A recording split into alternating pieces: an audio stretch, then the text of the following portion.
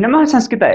प्यारे दोस्तों, इस वीडियो में हम लेकर के आए हैं नेट वैदिक साहित्यम का 32वां भाग, जिसमें आज हम आपको बताएंगे नारद सनत कुमार संवाद से संबंधित 20 अन्य महत्वपूर्ण प्रश्नों को। प्यारे दोस्तों, इससे पूर्व हम 20 प्रश्न आपको बता चुके हैं जो कि यूजीसी नेट एनटीए नेट के लिए बहुत ही महत्वपूर्ण थे दोस्तों, चाहे वो कोड 73 हो या 25 कोड हो संस्कृत का। तो चलिए दोस्तों, प्रारंभ करते हैं आज की इन 20 महत्वपूर्ण प्रश्नों को।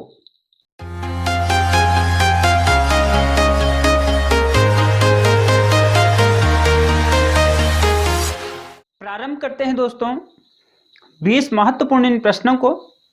इससे पूर्व भी हम 20 प्रश्न आपको बता चुके हैं जो कि यूजीसी नेट संस्कृत के लिए बहुत ही महत्वपूर्ण है दोस्तों। तो चलिए प्रारंभ करते हैं। जैसा कि आप देख रहे हैं, नारद सनत कुमार संवाद संबद्धाः प्रश्नः। नारद सनत कुमार संवाद से संबंधित ये प्रश्न है जो कि परीक्षा की दृष्टि से बहुत ही महत्वपूर्ण है दोस्तों। तो चलिए प्रारंभ करेंगे। पहला प्रश्न है, छांदोग्योपनिषद अनुसारम प्राणो नास्ति। छांदोग्य उपनिषद के अनुसार प्राण नहीं है। पिता, माता, ब्राह्मणः, पितामह। तो यहाँ पर पिता भी है, माता भी है, ब्राह्मण भी है, लेकिन पितामह जो है वो नहीं है दोस्तों, क्योंकि छांदोग्य उपनिषद के 7वें अध्याय जिसमें नारद सनत कुमार संवाद है, उसमें कहा गया है कि प्राणो पिता, प्राणो माता, प्राण ब्राह्मण है, प्राण आचार्य है, प्राण भ्राता है, प्राण स्वसा है। तो इन 6 लोगों के लिए प्राण वहां पर कहा गया है, लेकिन पितामह वहां नहीं है, इसलिए इसका जो उत्तर होगा वो होगा पितामह। तो चलिए दोस्तों चलते हैं दूसरे प्रश्न में। दोस्तों, प्रश्नों को समझने से पूर्व आप इस बात का ध्यान रखें कि इस भाग में जितने प्रश्न हैं सब नारद सनत कुमार संवाद से ही संबंधित है। और यदि यूजीसी या एनटीए आपको पूछता भी है तो कुछ चीजें कॉमन सी हो जाती है, कई उपनिषदों में एक जैसी रहती है। तो यदि ऐसा होता है तो उससे पूर्व उस उपनिषद का नाम दिया जाता है। जैसे ये छांदोग्य उपनिषद से संबंधित है तो यहाँ छांदोग्य उपनिषद दिया जाएगा प्रश्नों में। यदि छांदोग्य उपनिषद नहीं दिया जाएगा तो नारद सनत कुमार संवाद दिया जाएगा। जैसे नारद सनत कुमार संवाद के अनुसार प्राण नहीं है, ऐसा भी प्रश्न आ सकता है दोस्तों। तो इस बात का आप विशेष ध्यान दें। प्रश्न 2 में चलते हैं। जैसे इसी प्रश्न को देख लेंगे, अतिवादी भवति। अतिवादी होता है, तो यहां डायरेक्टली अतिवादी होता है यह दिया गया है, ये नहीं बताया कि किस उपनिषद के अनुसार या किस संवाद के अनुसार। तो इस बात का भी आप ध्यान रखें। आ भी सकता है, लेकिन जो चीजें कॉमन सी होती है, जैसे प्राण के बारे में बताया तो अलग उपनिषदों में अलग अलग सा है, तो इसलिए वह उस प्रश्न से आगे जो ऐसा प्रश्न होगा उस प्रश्न से आगे उस उपनिषद का नाम या उस संवाद का नाम दिया जाएगा। तो चलते हैं, अतिवादी भवति। अतिवादी होता है, यह स्वजनान सर्वत्र विजानाति। जो अपने लोगों को हर जगह जानता है, हर तरीके से जानता है, यही समझेंगे। यह ईश्वरम सर्वत्र विजानाति। जो ईश्वर को हर जगह देखता है या हर जगह जानता है, विजानाति। यह प्राणान सर्वत्र विजानाति। जो प्राणों को हर जगह देखता है। यस चित्तम सर्वत्र विजानाति। जो चित्त को हर जगह देखता है, हर जगह जानता है। दोस्तों, उपनिषद अथवा वेद शास्त्र जो है, उनकी जो क्रियाएं होती है, जो धातु होती है, उनको समझना बड़ा मुश्किल होता है। इसलिए जब अर्थ लगाते समय हम देखना, जैसे यहाँ पर विजानाति है, या अवबोधनीय धातु है, लेकिन हम देखना भी यहाँ पर अर्थ लगा रहे हैं और जानना भी लगा रहे हैं। तो इस बात का आप ध्यान रखें। यह प्राणान सर्वत्र विजानाति, इसका जो आंसर होगा दोस्तों वो होगा यह प्राणान सर्वत्र विजानाति। जो प्राणों को हर जगह जानता है कि प्राण यहां भी है, क्योंकि कहा गया है छांदोग्य उपनिषद इसी के 7वें अध्याय में क्या कहा गया है नारद सनत कुमार संवाद में कि प्राण उत्तरतः, प्राणो दक्षिणतः। तो हर जगह प्राण के लिए बोला गया है, इसलिए यहां पर जो है क्या होगा, प्राणान सर्वत्र विजानाति। तो ये जो ग वाला है इसका आंसर ये होगा। चलते हैं तीसरे प्रश्न में। यदा वे, इसके बाद रिक्त स्थान है, अथ सत्यम वदति। जब कोई ये वह पुरुष के बारे में बता रहे हैं, अथ सत्यम वदति, उसके बाद वह सत्य बोलता है। तो यहां पर क्या आएगा, खादति, प्राप्नोति, गृह्णाति या बीजानाति। तो यदा वे बीजानाति अथ सत्यम वदति, जब सनत कुमार जी नारद जी को समझा रहे हैं कि जब पुरुष या मनुष्य जब क्या करता है, विशेष ज्ञान किसी चीज का रखता है, तो ही उसके बाद वो सच बोल पाता है, उसके बारे में वो सत्य बोल पाता है।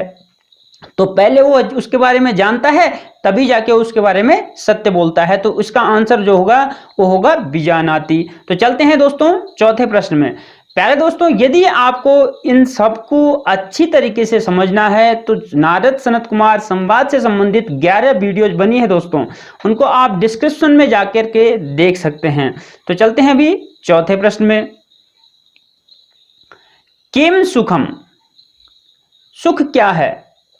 तो अलग अलग ग्रंथों में सुख की जो डेफिनेशन है, जो परिभाषा है, वो अलग अलग है दोस्तों। इसलिए यहां पर आप ध्यान रखेंगे कि नारद सनत कुमार संवाद के ही अनुसार है। तो पहला है भूमेव सुखम, ध्यान में सुखम, विज्ञान में सुखम, स्मरण में सुखम। तो यहां पर जो उत्तर होगा दोस्तों नारद सनत कुमार संवाद के अनुसार वो होगा भूमेव सुखम। भूमा ही क्या है, सुख है। भूमा की जो परिभाषा है, भूमा का जो स्वरूप है वो बहुत विस्तृत है दोस्तों, अर्थात भूमा ही सबसे उत्कृष्ट है, भूमा ही सबसे बढ़कर है, ऐसा सनत कुमार जी ने नारद जी को बताया। भूमा के अहंकार रूप में उपदेश किया, आत्म रूप में उपदेश किया, आत्मा रूप में उपदेश किया। तो इस तरीके से भूमा का स्वरूप बहुत बड़ा है। तो भूमा को ही यहाँ पर सनत कुमार जी नारद जी को सुख बता रहे हैं कि भूमेव सुखम, भूमा ही क्या है, सुख है। भूमा को समझने के लिए आप पिछली वीडियो देखें दोस्तों। तो चलते हैं अभी प्रश्न नंबर 5 में। यत्र नान्यत पश्यति, नान्यत शृणोति, नान्यत बीजानाति तत्किम। जहां कोई मनुष्य ना अन्यत पश्यति, किसी दूसरे को नहीं देखता है, किसी दूसरे को सुनता नहीं है, किसी दूसरे को नहीं जानता है, वह कौन है अथवा वह क्या है? ध्यानम, भूमा, नाम, सुखम। तो क्या होगा, वो है आपका भूमा। भूमा के बारे में बहुत सारे प्रश्न है दोस्तों, क्योंकि भूमा ही बहुत महत्वपूर्ण है। हम शुरू से ही आपको बता रहे हैं, प्रारंभ से ही बता रहे हैं कि भूमा इसमें सबसे महत्वपूर्ण है, भूमा से संबंधित प्रश्न आएंगे ही। तो कह रहे हैं कि ये कोई पुरुष जब क्या दूसरी जगह देखता नहीं है, दूसरे को सुनता नहीं है, दूसरे को जानता नहीं है, दूसरे के बारे में जानकारी नहीं रखता है, तो वह क्या होता है? वही क्या होता है दोस्तों, भूमा होता है। वही भूमा होता है। भूमा अर्थात कि एक अपने ऊपर ध्यान रखना, किसी दूसरे के ऊपर नहीं, स्व के ऊपर। स्व मतलब आत्मा, अपनी आत्मा के ऊपर ध्यान रखना, अर्थात आत्मज्ञानी होना ही भूमा कहलाता है। कहने का मतलब ये है। तो यहां पर जो है भूमा जब आदमी को ज्ञान हो जाता है तो ना तो अन्यत्र कहीं देखता है, न किसी दूसरों की बातों को सुनता है, न किसी दूसरों की बातों के बारे में फालतू की जानकारियां रखता है। तो वही जो है भूमा कहलाता है। तो चलेंगे और आगे। भूम्नः स्वरूप प्रतिपादनम अस्ति, भूमा के स्वरूप का प्रतिपादन है। छांदोग्य उपनिषद सप्तमाध्याय 24वें खंड है। छांदोग्य उपनिषद के 7वें अध्याय के 24वें खंड में, और उसके बाद कह रहे हैं छांदोग्योपनिषदि सप्तमाध्याय से अंतिमे खंडे। छांदोग्य उपनिषद के 7वें अध्याय के अंतिम खंड में, छांदोग्य उपनिषदि सप्तमाध्याय से 16वें खंडे, छांदोग्य उपनिषद के 7वें अध्याय के 16वें खंड में, या छांदोग्य उपनिषद के 7वें अध्याय के 22वें खंड में, द्वाविंशे खंडे। तो कौन से खंड में है दोस्तों? यहाँ पर आपका चतुर्विंशे खंडे, 24वें खंड में जो है सनत कुमार जी ने नारद जी के समक्ष इसका किसका भूमा के स्वरूप का प्रतिपादन किया है। तो 24वें खंड में है दोस्तों। इसमें बता दें कि आप इसमें जो है 26 खंड टोटल है दोस्तों। चलते हैं अभी 7वें प्रश्न में। भूमा प्रतिष्ठितो अस्ति, भूमा प्रतिष्ठित है, स्थित है, आश्रित है। अर्थ हम कुछ भी लगा सकते हैं दोस्तों। अगर आप प्रॉपर यदि सही अर्थ लगाएंगे तो प्रतिष्ठित कहेंगे, स्थित कहेंगे, आश्रित भी हम कहेंगे। तो पहला है आपका सर्वत्र दूसरा है स्वमहिम्नि, तीसरा है उभयोरेव, चौथा है एतेषु कोपिनम। तो कह रहे हैं देखो पहला क्या है, कोई प्रश्न जो हमारा था वो था कि भूमा कहाँ स्थित है या किस पे प्रतिष्ठित है, तो हर जगह स्थित है। स्वमहिम्नि, अपनी महिमा पे स्थित है। इसको समझना बड़ा गूढ़ है दोस्तों, इसके लिए आप वीडियो देखें। तो अपनी महिमा पे स्थित है। उभयोरेव, दोनों पे ही स्थित है, मतलब दोनों ही ऑप्शन आपके सही है, सर्वत्र और स्व। ये तीसरा ये कह रहा है। तो प्यारे दोस्तों ये तीसरा वाला ही सही है, क्योंकि जब सनत कुमार जी नारद जी को बता रहे थे, नारद जी ने प्रश्न किया कि भगवान ये भूमा कहाँ प्रतिष्ठित है, तो तब सनत कुमार जी ने कहा था कि स्व महिम्नि, अपनी महिमा पे स्व।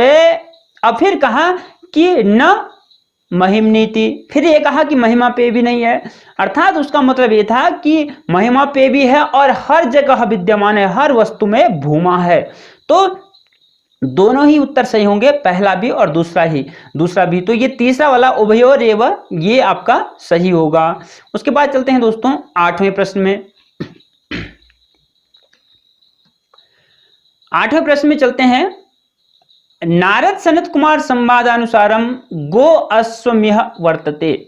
नारद सनत कुमार संवाद के अनुसार गो अश्वमिह, वहां जो है दृष्टांत आ रखा है, गो गाय और घोड़े यहाँ क्या है, लौकिक संसार में क्या कहलाते हैं, तो कहा महिमा कहलाते हैं, भूमा कहलाते हैं, पशु कहलाते हैं या ज्ञान कहलाते हैं, क्या कहलाते हैं।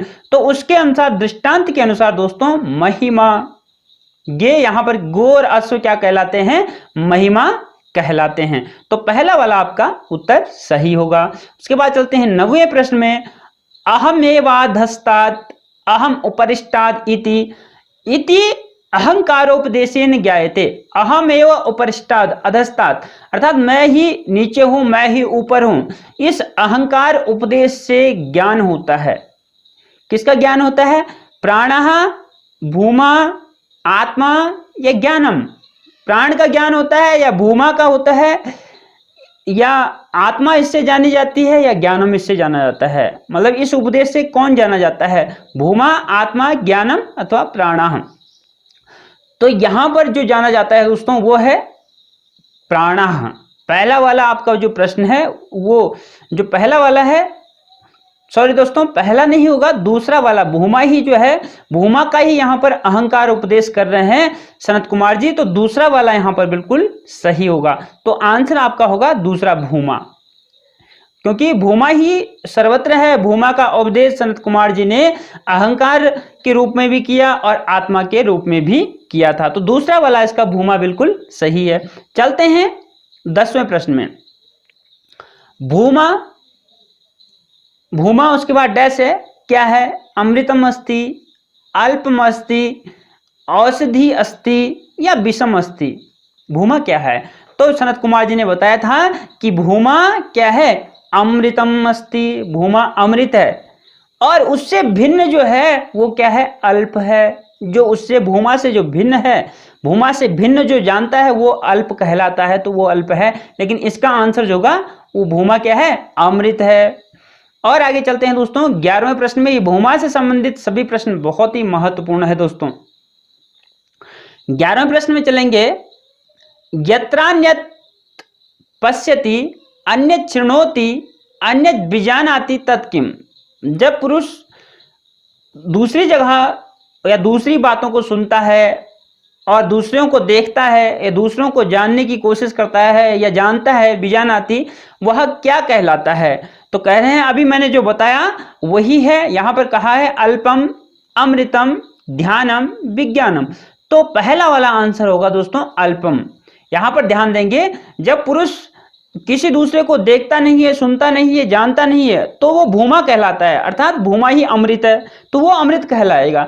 लेकिन जब वो किसी दूसरों की बातों को सुनता है, दूसरों की बातों पर ध्यान देता है, दूसरों को देखता है, समझता है, तो वो अल्पम कहलाएगा। अल्पम का मतलब है नाशवान चीजें, जो लंबे समय तक टिकने वाली नहीं है, तो वो सारी अल्पम कहलाती है।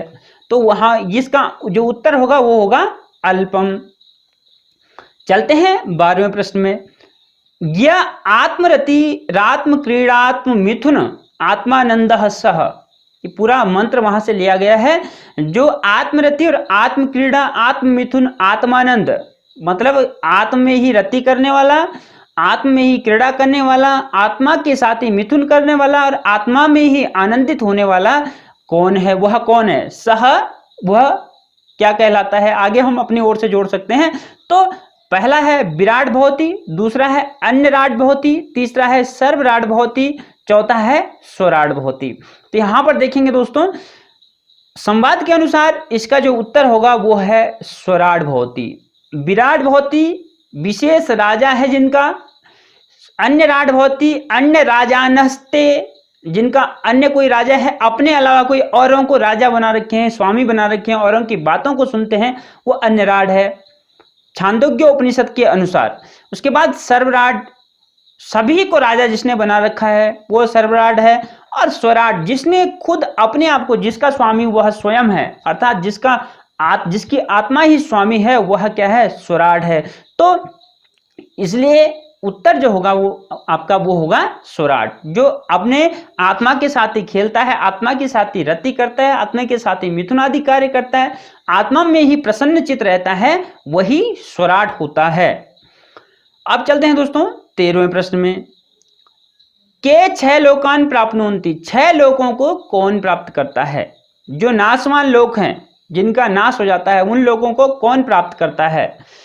तो अन्य राजानस्ते, जिनके राजा कोई और है, जिनके स्वामी कोई और है, तो वह अन्य पुरुषास्ते, जो कोई अन्य पुरुष है, वह अन्य मनस्काते, जिनका मन कहीं और है, वह, या अन्य पक्षिणस्ते, जो किसी दूसरे के पक्ष में है, वह।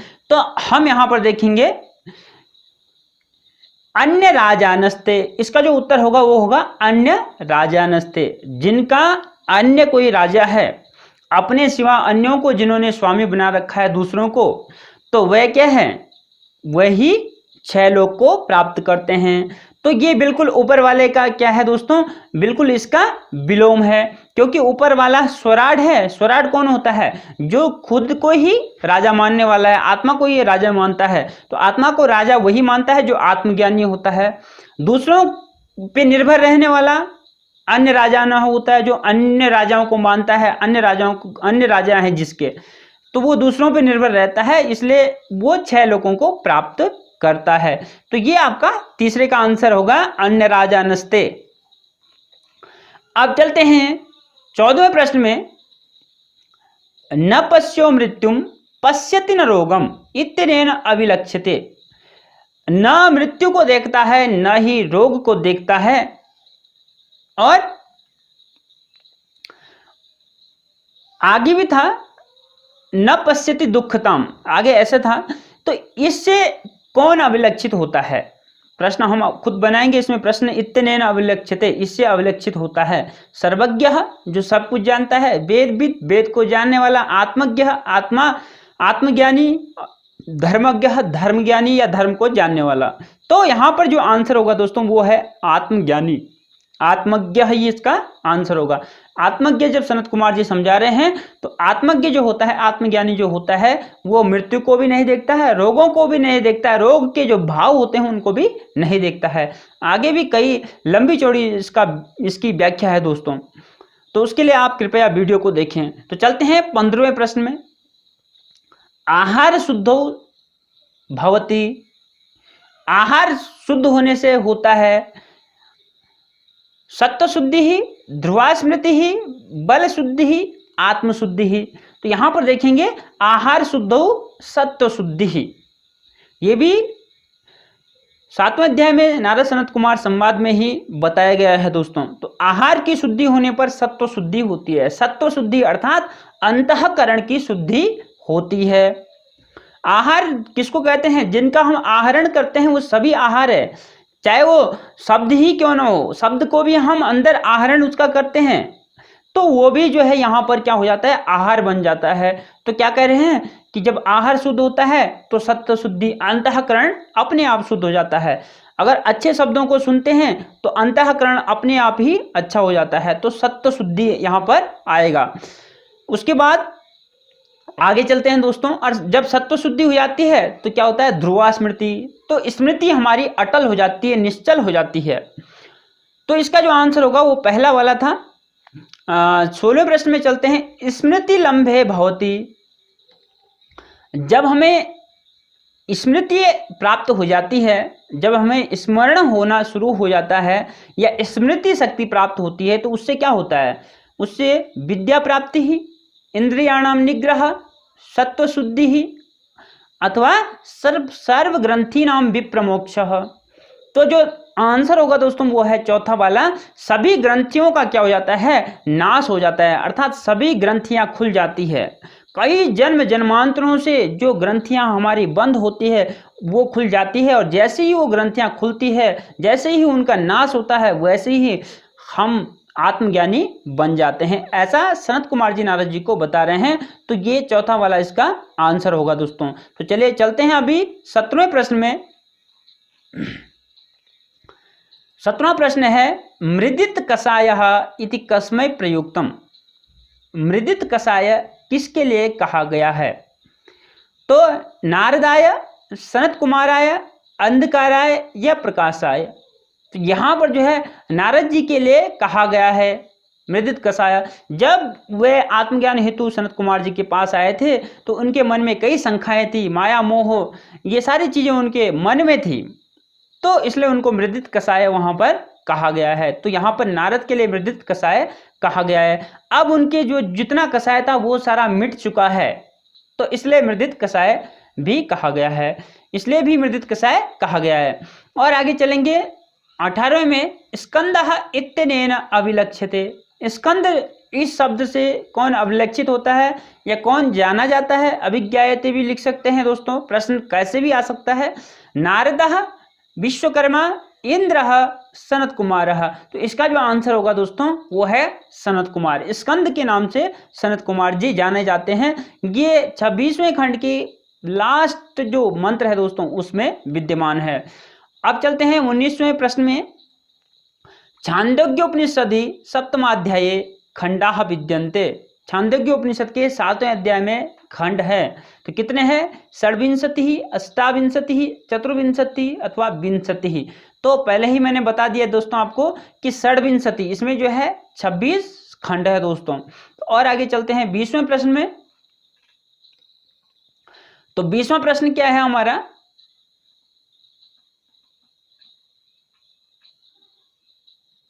भूम्नः आत्मादेशस्योदाहरणम अस्ति। भूमा के आत्मादेश या आत्मरूप उपदेश का उदाहरण है। कौन है? अहम दक्षिणतः, अहम उत्तरतः, आत्मा दक्षिणतः, स उत्तरतः। तो यहाँ पर जो आत्मा देश जो उदाहरण है या आत्मरूप उपदेश का जो उदाहरण है वो है आत्मा दक्षिणतः, आत्मा उत्तरतः, आत्मा पुरस्ताद, आत्मा पश्चिमाद। इस तरीके से जो है पूरा आत्मा पश्चात, इस तरीके से पूरा जो है नारद सनत कुमार संवाद में आत्मा के बारे में कहा गया है दोस्तों। जहां भूमा को आत्मा के रूप में सनत कुमार जी उपदेश कर रहे हैं वहां पर ये कहा गया है। तो इसका होगा दोस्तों आत्मा दक्षिणतः, यही जो है आत्म उपदेश का उदाहरण होगा। इन सभी को समझना इतना सरल नहीं है दोस्तों। यदि आप इनको अच्छे ढंग से समझना चाहते हैं कि कैसे जो है किसका कौन सा उदाहरण है, कौन सा सही है, तो इसके लिए आपको वीडियो जरूर देखनी पड़ेगी दोस्तों, तभी जाके आपको समझ में आ सकता है। और यदि आप जल्दी करना चाहते हैं तो आप प्रश्नों को भी याद कर सकते हैं, जिससे क्योंकि 40 प्रश्न मैंने आपको बताए हैं तो उनमें से पक्का कोई ना कोई प्रश्न तो आएगा ही दोस्तों। तो प्यारे दोस्तों यहीं पे वीडियो को विराम देते हैं, मिलते हैं अगले भाग में कुछ अन्य वीडियो के साथ। तब तक के लिए नमस्कार, धन्यवाद।